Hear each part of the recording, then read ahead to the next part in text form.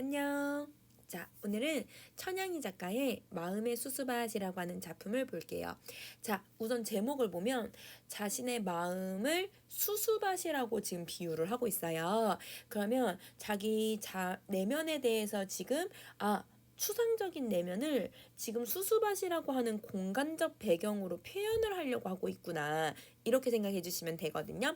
그러면 자, 제목에서 바로 추상적 관념의 구체화를 쓰고 자기 마음은 이렇다라고 해서 은유법을 쓰고 있는 거예요. 자, 그러면 화자는 자기의 내면을 어떻게 표현하고 있는지를 쭉 볼 건데요.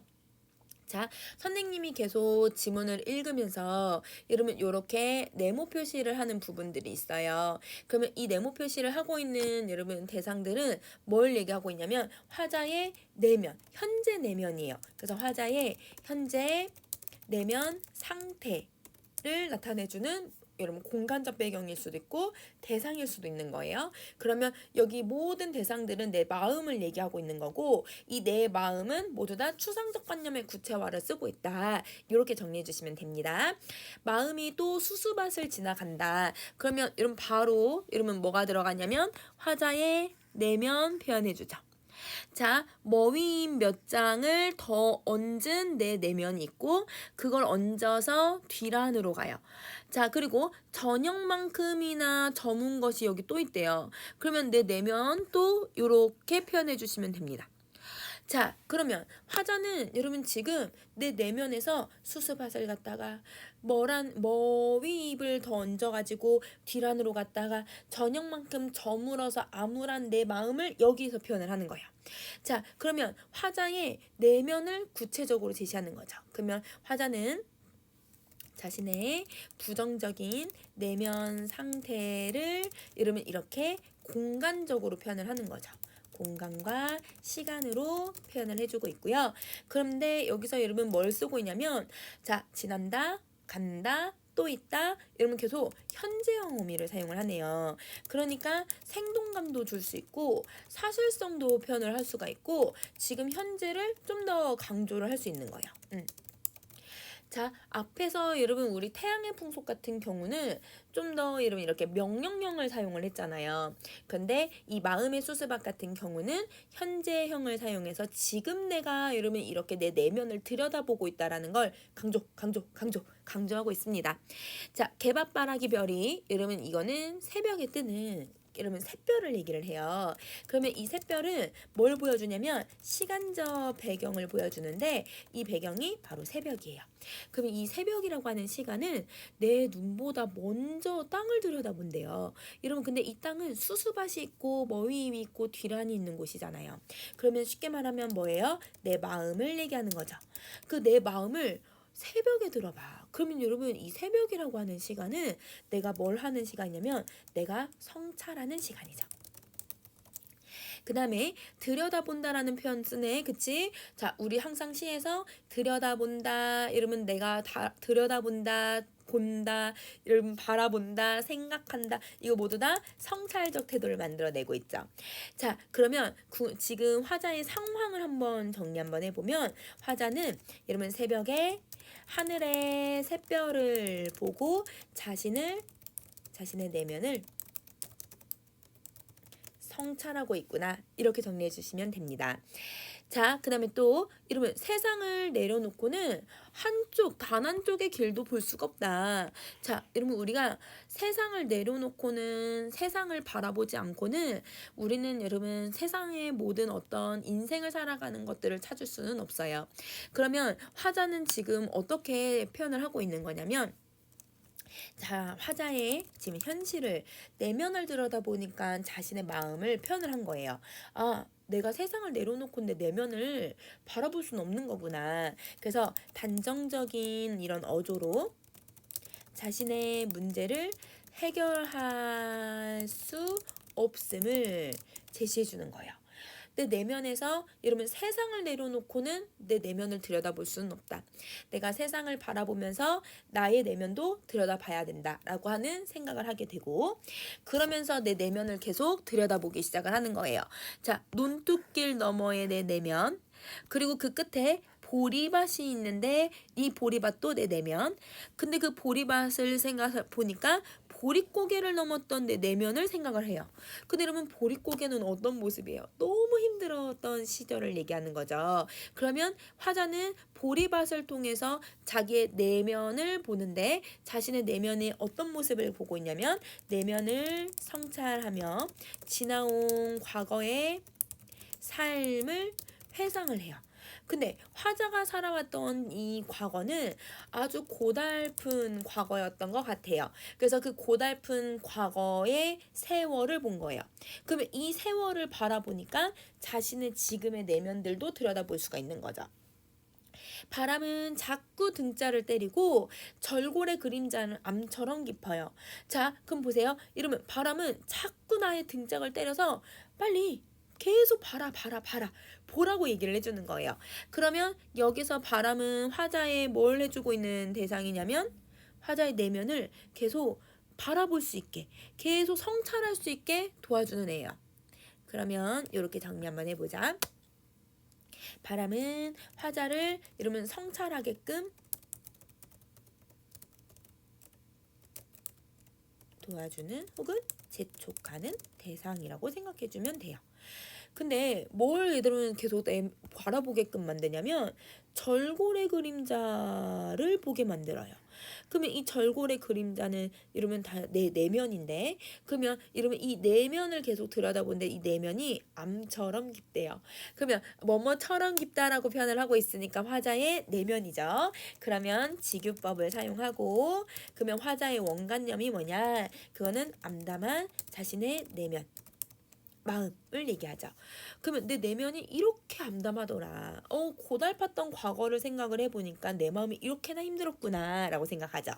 자, 근데 나는 몇 번 머리를 흔들고 산속의 산 위의 산을 바라보기 시작을 해요. 자, 이러면 수수밭, 뒤란, 하늘에 있는 저문 것들, 그리고 논둑, 보리밭, 보릿고개, 암처럼 깊은 절골의 그림자 모두 다 그냥 평지에 있는 것들이었거든요. 근데 이 평지에 있는 것들을 내가 보는 거에서 이제 뭘 보기 시작하냐면 산 위의 산 속의 산, 점점 높은 곳을 바라보기 시작을 해요. 그러면 높은 곳을 바라보기 시작을 한다는 건 화자가 인식이 조금씩 바뀐다라고 하는 거예요. 자, 그럼 보세요. 몇 번 고개를 흔들었다는 건 이 부정적인 상황에서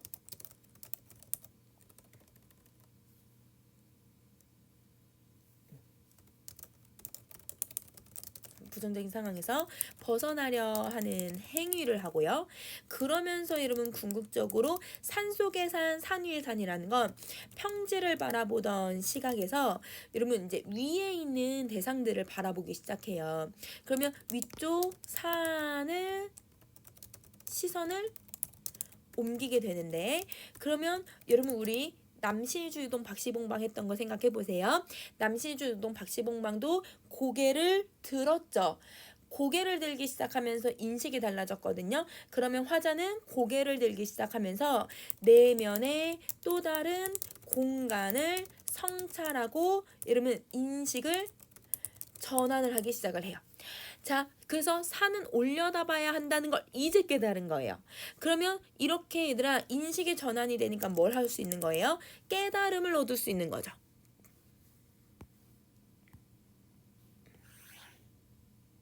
이렇게 되는 거예요.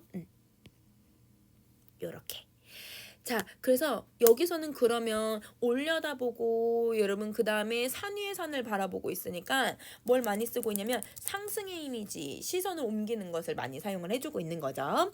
자, 그 다음에 산은 올려다봐야 된다는 걸 깨달았죠. 그래서 저기 저 하늘의 자리는 근데 여러분 하늘도 어때요? 위에 있는 대상이죠. 그 위에 있는 대상은 싱싱하게 푸르다라는 걸 알게 돼요. 그러면 여러분 지금 보세요. 뭐가 생겼냐면 여러분 선생님 지금 암처럼 깊다라고 하는 애는 어두운 이미지잖아. 그런데 여러분 싱싱하게 푸르다라고 하는 거는 여러분 푸른 아름다운 싱싱한 이미지를 갖고 있지. 그러니까 여기 이렇게 해서 대조가 되는 거예요. 자, 여러분 우리 뭘 배웠냐면 여러분 우리 그 세안도라고 하는 작품을 배웠었는데 세안도도 여러분 뭘 하고 있었냐면 여러분 내가 지금 푸른색의 이미지는 계속 뭔가 생명력, 살아있는 것으로 계속 표현을 했죠. 그래서 여러분 이렇게 푸른색의 이미지는 화자가 지향하고 있는 어떤 대상들, 바라고 있는 대상들을 표현해주고 있는 말이라고 생각해 주시면 됩니다. 자, 좀 더 그럼 더 정리 다시 한번 해볼게요. 그러면 여러분 여기 산 속의 산도 내 내면인데 조금 더 긍정적인 내면, 산 위의 산 긍정적인 내면, 하늘의 자리 긍정적인 내면이라고 생각해 주시면 됩니다. 자, 근데 이 하늘의 자리를 여러분 지금 무슨 이미지로 표현을 하고 있냐면 푸른색의 이미지로 표현을 하고 있는데 남신의 주유동 방시봉방에서도 갈매나무 푸른색이죠. 그 다음에 여러분 세안도에서 여러분 그 나무 청솔 푸른색이죠. 모두 여러분 이 푸른색의 색채 이미지를 사용을 해서 여러분 내면에 있는 화자가 지향하는 세계를 표현을 해주고 있습니다. 그러면 여러분 마음의 수수밭하고 태양의 풍속 왜 같이 나왔는지 알겠죠? 계속 여러분 자신들의 이런 지향성을 표현하고 있는 부분인 거예요. 자, 푸른 것들이 그래서 여러분 이 푸른 내가 지향하는 것들이 나를 툭 어깨를 쳐요. 아까 누구처럼? 바람처럼. 그리고 올라가라고 그래야 한다고 계속 일깨워주고 있는 거죠. 자, 그러면 여러분 선생님 다시 올릴게요. 그리고 나를 부추기는 이 솔바람 속에서도 내 막막함도 같이 올라가기 시작해요. 상승의 이미지. 번쩍 제정신이 들죠. 왜냐면 내가 지향하는 것들에 의해서 따라가고 있으니까. 자, 그러면 여러분 다시 한번 또 정리 한번 해볼게. 그러면 아까 여러분 화자가 지향하는 세계가 나왔어요. 그쵸? 그래서 이 푸른 것들 그리고 솔바람. 자, 하나 더 할게. 정신이 들 때마다 우주는 내 내면의 모탁새들. 그래서 내 내면을 계속 일깨워주는 대상들인 거예요. 그러면 여러분 얘네들 화자가 일깨워주는 대상들이잖아. 그래서 정리 한번 해보자. 자, 선생님이 이렇게 표시하고 있는 대상들은요. 지금 뭘 쓰냐면 푸른색, 여러분 시각적 이미지 사용하죠. 색채. 자, 그 다음에 여러분 지금 목탁새들 청각적 이미지 사용하고요. 솔바람 같은 경우는 여러분 우리 바람은 기본적으로 촉각적 이미지를 사용을 해요. 그래서 여러분 얘네들을 사용해서 뭘 하고 있는 거냐면 이게 나를 일깨워주는 대상. 즉 화자를 여러분 뭐 하냐면 각성시켜주는 매개체라고 생각해 주시면 됩니다. 옆으로 조금 갈게요. 이렇게. 그치, 매개체라고 생각해 주시면 돼요. 자, 근데 이 대상들은 여러분 지금 화자는 또 뭐도 쓰고 있냐면 지금 뭐 푸른 것들하고 솔바람 같은 경우는 나를 깨닫게 해주고 있잖아요. 그러니까 나를 깨우고 있으니까 의인법도 사용을 해서 화자를 계속 일깨워주고 있고 각성시켜주고 있다라고 생각해 주시면 돼요. 자, 그러면 또 여러분 이 목탁새는 여러분 불교적 색채의 시어들을 사용을 하고 있어요. 그쵸? 그래서 이렇게 정리하고 다시 위로 올라갑니다. 자, 여러분 올라가야 된다고 계속 일깨워주죠. 그렇지만 내 막막한 상황이기도 해요. 왜냐면 이게 맞나? 내가 이걸 지향하면서 이걸 가는 게 이렇게 지향하는 게 맞는 건가? 라고 생각해서 막막하지만 여러분 화자는 부정적인 이 현실에서 벗어나 보려고 하는 거예요. 자, 여러분 이렇게 벗어나 보면서 화자는 뭘 하고 있는 거냐면 다시 내적 갈등의 흔적들이기는 해도 그래도 내적 갈등을 해소해 보기 위해서 계속 노력을 하는 거예요. 자, 그리고 여러분 이렇게 나를 깨운다고 표현을 하죠. 그러면 나를 깨우면서 이 세상에 없는 길을 여러분 내가 가게끔 만들어줘요. 그래서 내적 갈등에서 나를 각성시켜주고 자, 그 다음에 이 세상에 없는 길을 여러분 화자는 뭐 한다고 하냐면 만들 수는 없어요. 그러면 여러분 이 세상에 없는 길을 만들 수 없다는 건 단정적인 어조를 또 사용을 하고 있는데 세상의 순리는 지켜야 한다라고 생각을 해요. 즉 순리대로 살아야 함을 깨달은 거죠.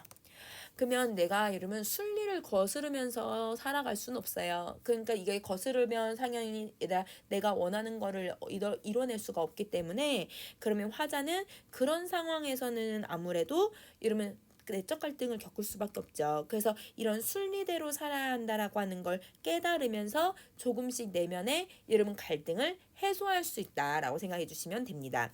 자, 근데 여러분 지금 여기 중간 뭘 되게 많이 쓰고 있냐면 행간걸침을 엄청 많이 사용을 했어요. 자, 그럼 보세요. 여러분 선생님이 좀 표시 좀 한번 해볼게요.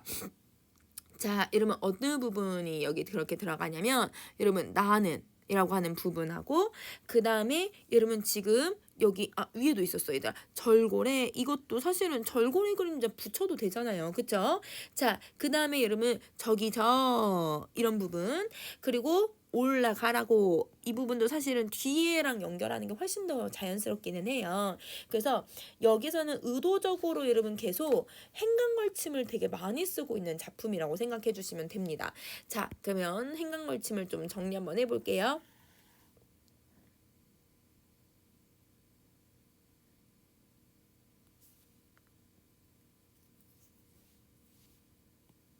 이렇게 정리 한번 해보면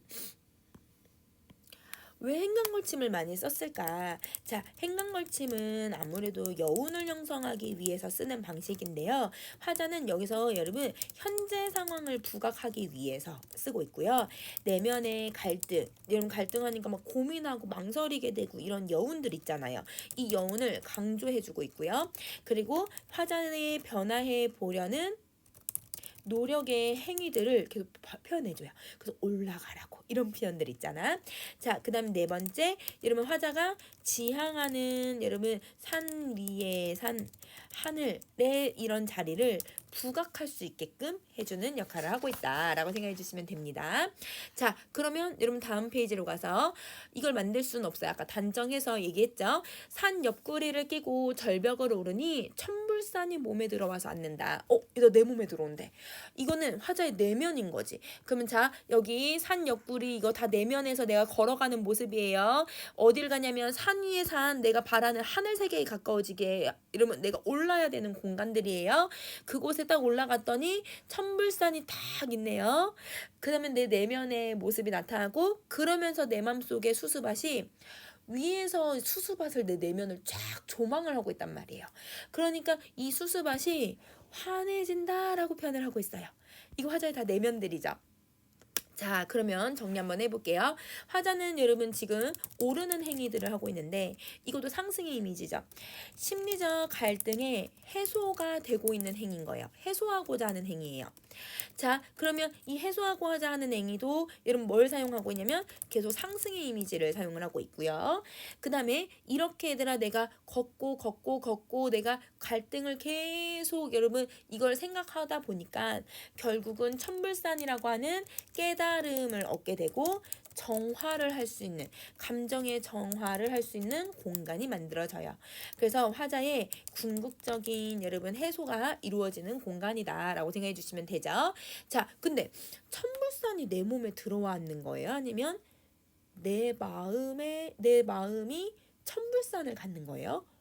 이러면 그쵸? 여기 여러분 주어가 천불산이 아니라 사실 내 마음이 돼야 되거든요. 그래서 주객전도의 표현법도 사용을 하고 있고 자 깨달음을 얻고 나니까 여러분 화자의 내면은 평온하게 되고 이 평온을 얻은 이 화자의 내면이 여러분 환해진다라고 하는 시각적 이미지로 표현을 해요. 그래서 추상적 관념의 구체화 처음부터 끝까지 계속 사용해주고 있고 시각적 이미지를 통해서 내 갈등이 해소가 되었다. 이렇게 정리해 주시면 되죠.